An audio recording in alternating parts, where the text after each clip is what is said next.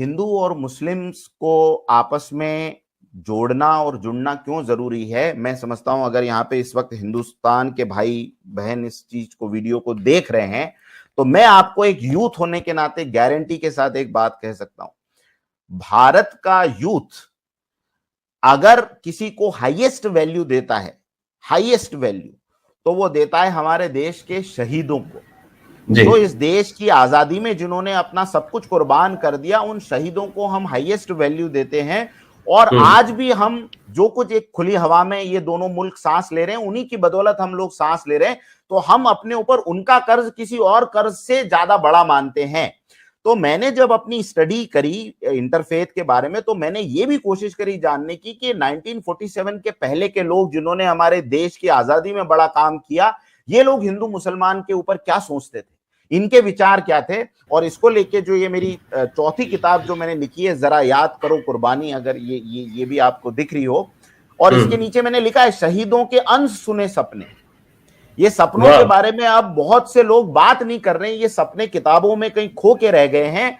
तो इसमें मैंने एक स्पेशल चैप्टर लिखा है, पेज नंबर ये होगा लगभग 55, पेज नंबर 55 के ऊपर हिंदू मुसलमान।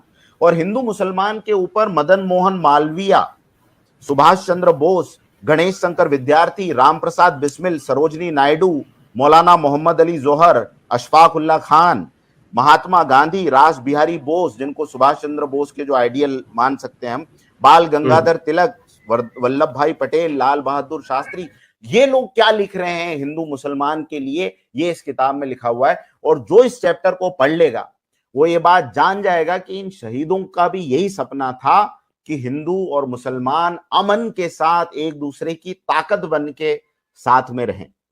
और इस सपने को अगर हम छोड़ रहे हैं और हम इधर उधर की व्हाट्सएप यूनिवर्सिटीज पे आई हुई बातों को लेके एक दूसरे के लिए मन में जो है बुरे ख्यालात ला रहे हैं या गाली गलौज कर रहे हैं, तो उससे इन शहीदों की बदनामी हो रही है। कम से कम मैं समझता हूं कि जो हिंदुस्तान के आजाद हिंदुस्तान में रहने का लुत्फ उठा रहा है या आजाद पाकिस्तान में रहने का लुत्फ उठा रहा है, उसको कम से कम इन लोगों के सपनों की वैल्यू करनी चाहिए जिन्होंने इनको जोड़ने की बात कही, हिंदू और मुसलमान को साथ में रखने की। और इसीलिए ये किताब का जो आपने पूछा जो वजह थी वो ये थी।